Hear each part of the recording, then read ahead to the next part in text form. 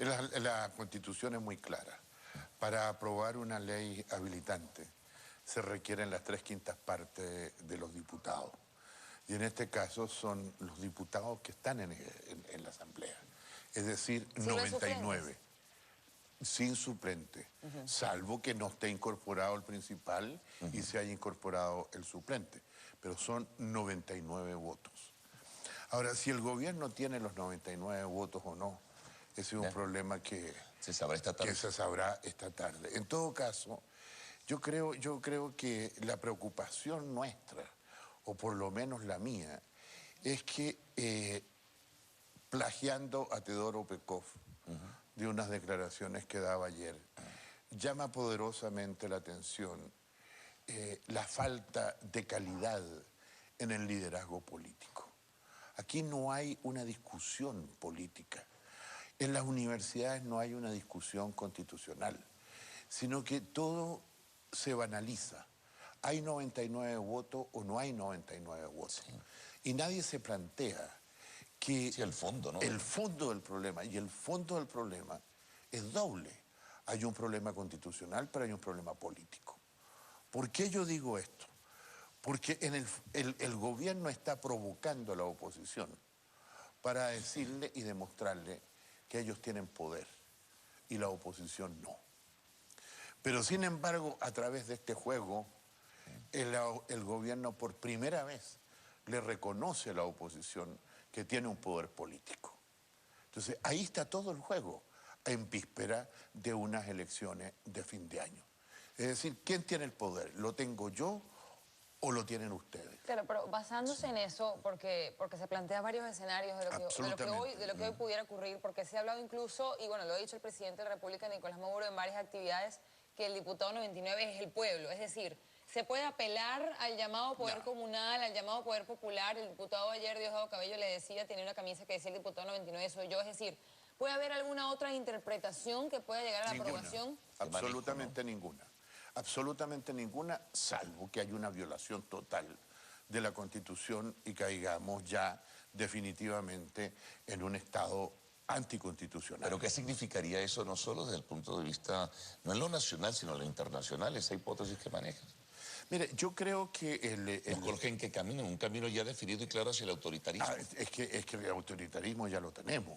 O sea, el problema está hasta qué punto ese autoritarismo está dispuesto a violar la última barrera, como es autodarse una ley habilitante sin tener los votos y sin cumplir la sería eso, ¿no? ¿Un golpe de Estado constitucional?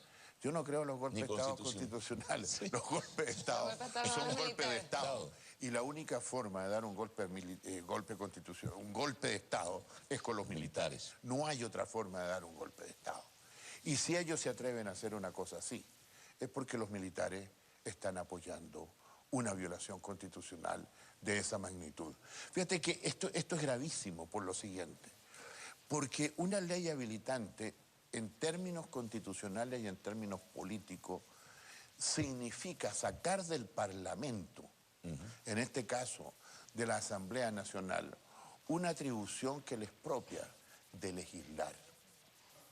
¿Cuándo se puede sustraer de la Asamblea Nacional esa facultad para legislar? Cuando hay unas circunstancias excepcionales, sí. Cuando es imprescindible para que un país pueda funcionar.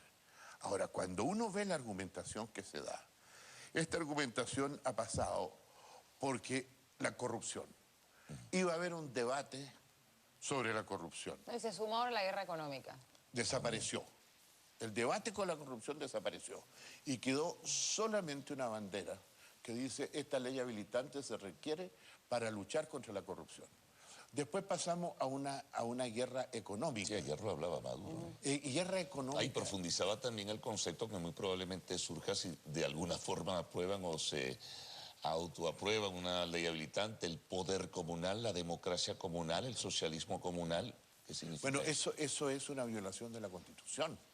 Por una razón. ¿Para qué las elecciones del 8 de diciembre entonces? Exactamente, por una razón muy sencilla. ¿No es cierto? La Constitución tiene un título primero, que es la moral republicana, que es donde están todos los principios por los cuales se rige el sistema político venezolano.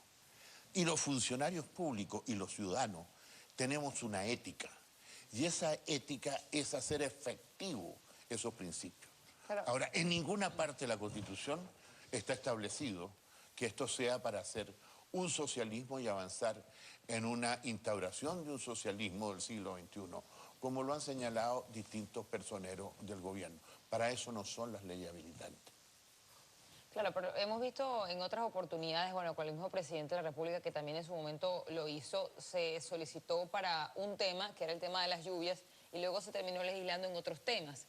En esta oportunidad, con el tema de la corrupción y de la guerra económica, el tema se amplía aún más. Es decir, con la aprobación, porque no termina siendo tan específico, falta ver igual que va a presentar el presidente Maduro el día de hoy, pero se amplía una gama de temas increíbles, porque el tema de la corrupción abarca cualquier área del país. Mire, igual el tema económico. Absolutamente de acuerdo con usted. El problema está que el presidente Chávez tuvo 5 leyes habilitantes.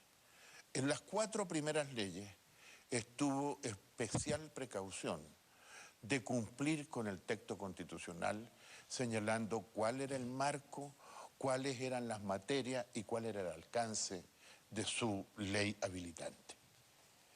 Ahora, ¿qué sucede con la última ley habilitante? Que quedó abierta, como usted dice. Sí. Y no hubo ni control parlamentario, que lo exige la Constitución, y los controles que ejerció el Tribunal Supremo de Justicia o no existieron o les dio la razón en todos al Ejecutivo Nacional. Es decir, lo que tiene que medir muy bien el pueblo es que cuando se da una ley habilitante en violación a la norma constitucional, en violación a lo que es el ser venezolano, el ser nacional, la Constitución no es una letra muerta. La Constitución está impregnada de valores. Y lo dice la propia Constitución, el artículo 1, los valores del padre libertador. Pero ¿es la primera vez que se viola la Constitución en el país como para decir que en esta oportunidad sería la excepción? No, estamos asistiendo a una violación permanente de la Constitución. Recurrente, entonces. Pero si usted me va a decir, ¿no es cierto?, que ahora, con el pretexto de la corrupción, vamos a dar una ley habilitante que sea hasta para encumbrar cometa, ahí sí que a mí me vuelan los tapones. La oposición política está hablando de que pudiera hacerlo. Decía ayer un vocero de ella en rueda de prensa para tomar decisiones mucho más serias, mucho más rudas, incluso desde el punto de vista de la represión hacia los adversarios. ¿Pudiera hacer eso? Mire, o incluso tomar medidas económicas las puede tomar en un Consejo de Ministros sin necesidad de un habilitante. Pero vamos con el tema que asuma la oposición. Represión en ciernes. Mire, el problema que hay con esto, y lo difícil, es que todo lo que se diga en este momento sobre la ley habilitante es una especulación. Sí, ciertamente. Estamos especulando porque este es un gobierno que se ha dicho altamente participativo, protagónico y popular. Y resulta que se va a llevar a la Asamblea Nacional una ley habilitante que ha estado durante 2 meses en la palestra y nadie sabe cuál es su contenido. Y nadie ha tenido la posibilidad de debatirlo ni discutirlo, ni siquiera en lo que llaman el gobierno de calle. Bueno, le agradezco.